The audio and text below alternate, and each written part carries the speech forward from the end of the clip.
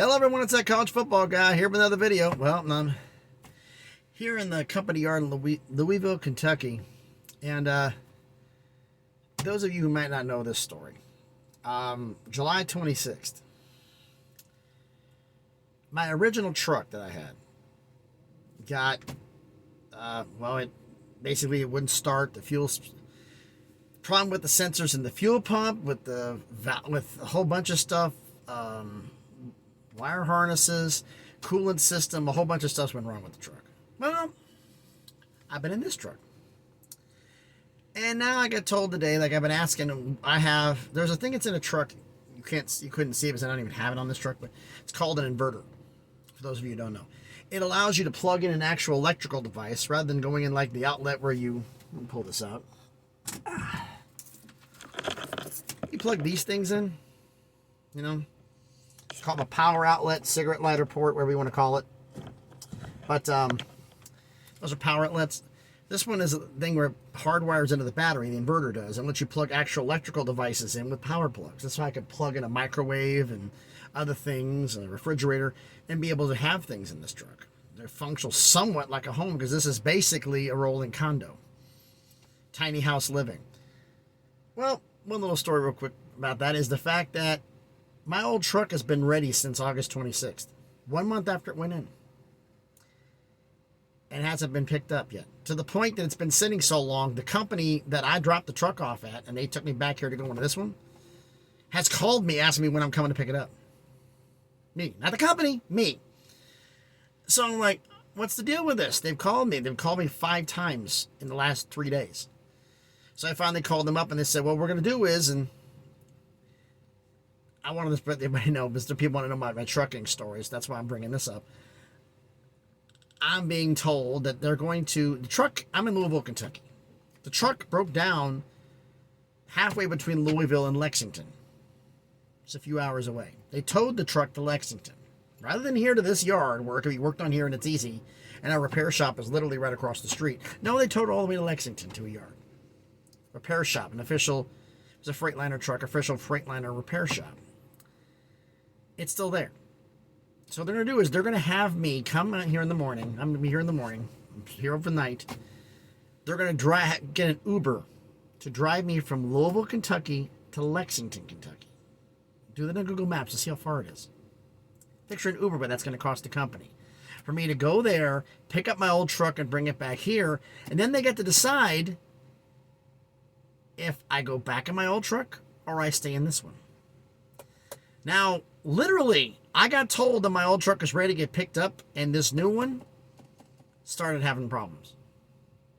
Yesterday, on the way down to Atlanta, transmission got stuck in 4th gear to the point I had to shut it off in the middle of the interstate and manually put it into manual, get it up to 3rd gear, and then coax it up to 4th and then into 5th, and that took 3 hours, middle of it, not 3 hours, it took about 30 minutes, middle of interstate traffic.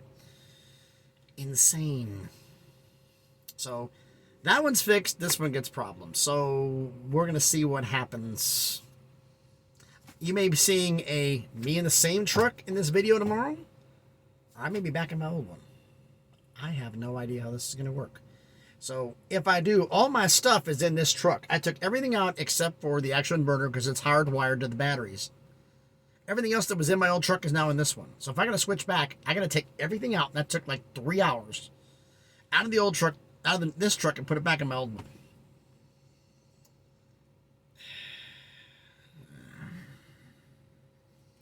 That's what happens when you're in a trucker and you're in a company fleet, folks. They want to sell the trucks before they hit 500,000 miles because the warranty expires at 500,000, so they can sell them when they get about 450. So that way somebody gets to have all the work done on the truck and they buy it for cheap. Cheaper than it would be a new one, but they still get to get factory work done on it. So my old truck's got 400,000 miles, so if I want to switch me back to my old one, I'm literally only going to be in it for 50,000 miles, which is roughly, the way I'm driving, 4 months, if that long. More like about 3, the way, actually, not 4 months. I'm not talking, my math isn't even right. More like about 3 months, the way I put miles on it. So, about 10 weeks, about 12 weeks, 12, 13 weeks, the way I put miles on a truck. 50,000 miles in about 12, 13 weeks. But it's going to be crazy. I don't know. Some people asked me about my old trucking stories, about what's going on here. Well, this is what's going on here. So, folks, if you hear me getting mad about this stuff is going here and that's going there, because I had to literally take everything out of this truck, which fills all the storage compartments, the space underneath, the stuff I have mounted, the lighting I have, my old chargers that I have mounted in certain spots for certain things, for when my wife wants to be in the truck. That way she has her charger outlets for her extra things. To get all that out and put all of it in the new one. Life of a trucker. So, anyway, getting into college football. Sorry for boring you, and if I apologize for this is not what you listened for, and I apologize for that, but let's get into the movie on here. Because the only thing that really broke today was dear old George Kliavkoff of the Pac-12 with the most boneheaded statement I have heard, that if UCLA, if they leave to go to the Big Ten because of the offsets and travel costs, they won't make any more money than they would if they would stay in the Pac-12. Pac-12 was looking to get $30 million. They're going to $60. You're talking about a $30 million, $25 to $30 million jump. Based on all estimates for all the Olympic sports, additional travel costs is going to cost between $9 and $12 million. Say it's 12. That means you're making 18 more. Where's this? Were they flying on gold? Were they flying on private jets? I mean, no. I get why he's doing it. He's trying to do a soundbite. He's trying to make it sound like the Pac-12 is far more viable than it appears to be. We're winning on the college football field, and we make a lot more money. We're not as bad as everybody thinks it is, except I think we all know it's otherwise. But that's just me. Georgie boy, Georgie. It's no. Now, I thought when I was trying to make this video that the 3 games would have happened yet. Well, nope, they haven't. West Virginia at Virginia Tech, Coastal Carolina at Georgia Tech, and UT Chattanooga at Illinois. None of them have happened yet today. So that's...